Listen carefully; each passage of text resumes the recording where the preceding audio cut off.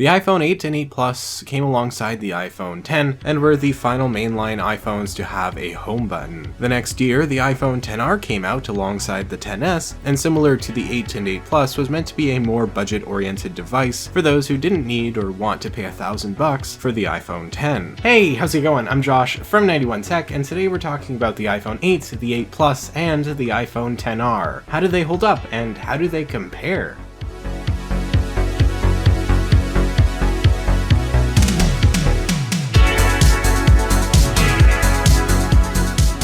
Right off the bat, if you're thinking about which one you should buy, the iPhone 8, 8 Plus, or iPhone XR, let me give you the answer. The iPhone XR is the better deal. I don't think you should buy the smaller iPhone 8 right now, because it's very likely Apple is going to be replacing it with a similarly designed but better iPhone coming March in 2020, and you shouldn't buy the iPhone 8 Plus because it's only $50 less than the iPhone XR, at least on Apple's website. Now mind you, if you're buying used, this could be a different story, but right now, the iPhone XR is a pretty good deal at $599. Sure, that is still expensive, but the 8 Plus is $550 and the smaller 8 is $450, so it's really not that much more for a newer and better device. Of course, if you're buying from a carrier, pricing might seem a little bit different, but pricing differences should generally stay pretty similar. Don't get me wrong, the iPhone 8 and 8 Plus are still both great phones, and if you're using them right now, you're perfectly fine for probably at least another couple years if you want to. But I do think the iPhone XR right now is better value. But with that out of the way, let's take a closer, more in-depth look at all of these phones and talk about the similarities and the differences. The iPhone 8 and 8 Plus came out in late 2017 and were meant to be replacements for the iPhone 7 and 7 Plus. They retained mostly the same design but had a glass back, which meant that these were wireless charging capable. They are able to fast charge as well, but you do need to buy the actual charger separately in typical Apple fashion. There was still no headphone jack, and while these phones do come with earpods, they no longer come with a dongle, so if you're buying one new, that's something to keep in mind. A dongle is only like $10 from Apple, but still kind of annoying. The glass sandwiching the aluminum band around the phone makes for a very pleasant design in my eyes. This is a pretty great looking phone, even now. Although something the modern tech user might not be pleased with is the giant bezels and home button. The home button offers very fast Touch ID, which I know some people prefer over Face ID, although personally I don't fall into that category. But this is where the biggest change takes place from the iPhone 8 to the iPhone XR. The iPhone XR came out in late 2018 and was a budget-ish option to the iPhone XS. It had the same specs as the XS and was practically the same phone, but with a lower quality display and only one camera lens on the back. There were some benefits to the XR though. There were many different color options for you to choose from, as well as a significantly better battery thanks to the LCD display. You can also still take portrait photos on the XR, even though it only has one lens, and they generally turn out pretty well from my experience, at least for people. The XR was basically just a slightly worse XS, making it feel like the phone to buy for most people. And it was, outselling the XS by a considerable margin. It costed $750 last year, which is still steep, but this year it's been knocked down to $600, which is much more reasonable for a great phone. Of course, if you're already paying $600, you could just pay $700 and get the iPhone 11, which has the ultra-wide camera lens and better specs. Obviously, it's up to you, and if you're already paying more than you'd like by buying the XR, then I'd understand not wanting to pay even more, but I would say $100 is worthwhile for the ultra-wide camera on the iPhone 11. Just my 2 cents. Regardless of this, we are more comparing the XR to the iPhone 8 and 8 Plus, so let's get back to that. The biggest difference you'll notice are the screens. The XR drops the home button and went nearly bezel-less with a notch, and having that extra screen real estate really does make for a better experience in my opinion. Of course, if you're someone who prefers the home button and old setup, I don't blame you, and in that case I'd push you to buy the iPhone 8 over the XR every single time. The iPhone XR offers a Face ID, which Apple says is actually more secure than Touch ID, which is interesting. It creates a 3D map of your face and is extremely reliable and consistent. I've been using Face ID since the iPhone 10, and I can honestly say that for me personally, it feels like the most seamless way to unlock your phone. Is it actually better than Touch ID? That's really up to the opinion of the user. For me, I'd say yes, but you'd be totally justified in saying no. Whichever way you prefer, I think it's safe to say that you'd get used to Face ID, even if it does seem like a weird concept on the surface, but Touch ID works just as well if you'd prefer that. Without the home button, you navigate around the phone by swiping up from the bottom. I'm not going to explain all the software differences, as this isn't that kind of channel, but it could take some getting used to. If you're unsure of what phone to get for, say, your grandparents or someone not very technically savvy, an older home button phone like the iPhone 8 would probably be the better choice. When it comes to the actual display itself, you won't notice much difference between the XR and the iPhone 8 besides the general design. They all use LCD panels, the XR and smaller iPhone 8 having a pixel density of about 326 pixels per inch. The iPhone 8 Plus actually has a slightly better quality screen with 401 pixels per inch. You may have heard complaints about the iPhone XR's screen at launch, but those have mostly subsided for one main reason. The screen is actually not that bad. People were just exaggerating as usual. For most people watching this video, the XR, trust me,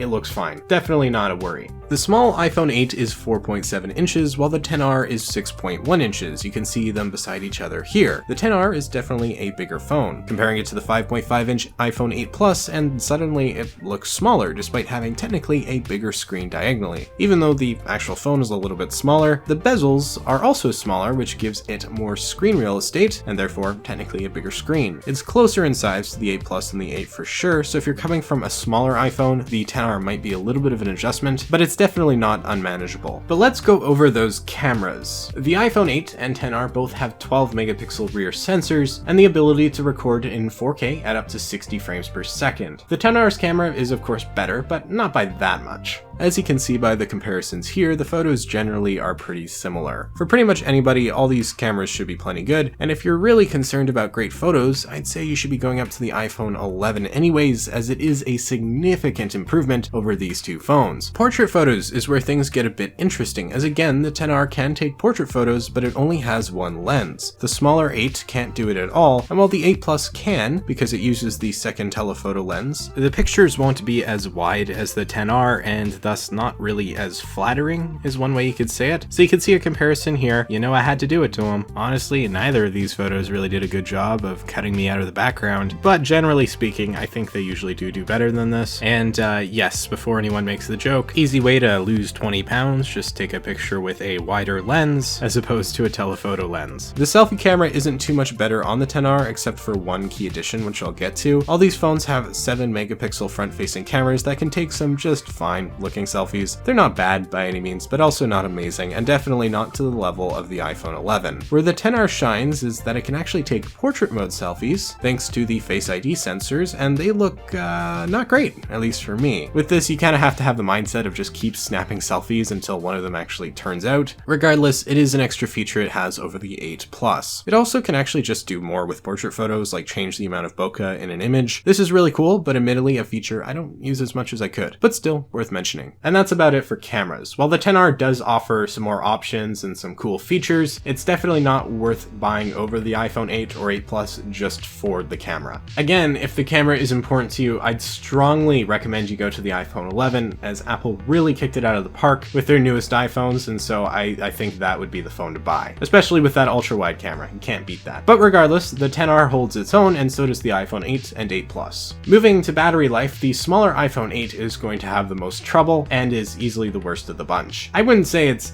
bad per se, at least when you buy it brand new, but it can be a bit rough, and you know, the heavier used it is over the years, the worse it's gonna get over time. Compare that with the iPhone 8 Plus and the iPhone XR, which both have outstanding batteries, particularly the XR, which is somehow even better than the iPhone 8 Plus. So definitely you're good for batteries if you're getting the 8 Plus or the iPhone XR. iPhone 8, keep a charger nearby, you'll be fine. When it comes to pure raw technical specs, the phones aren't that different from each other. The iPhone 8 and 8 Plus both have the A11 chipset, with the smaller phone owning 2 gigs of RAM and the Plus having 3. That extra gig of RAM in the Plus is nice and should help performance down the line, but most day-to-day tasks really won't be that different between the two. The iPhone XR, on the other hand, has the A12 chipset and also 3 gigs of RAM. It's faster, as you would expect. The A12 was a decent sized jump over the A11, but the truth is right now on iOS 13 all these phones perform great, and I wouldn't expect the XR to feel that much faster. However, I will say that it will be faster for longer as the years go by, and should at least get an extra year of software support, so that's worth keeping in mind. When it comes down to it, the main difference between the iPhone 8, 8 Plus, and the iPhone XR is the home button. The XR is a bit faster and has a better camera, but beyond that, there really aren't a whole lot of improvements to speak of. Does that mean you should go for the iPhone 8? Probably not, so now let's talk pricing.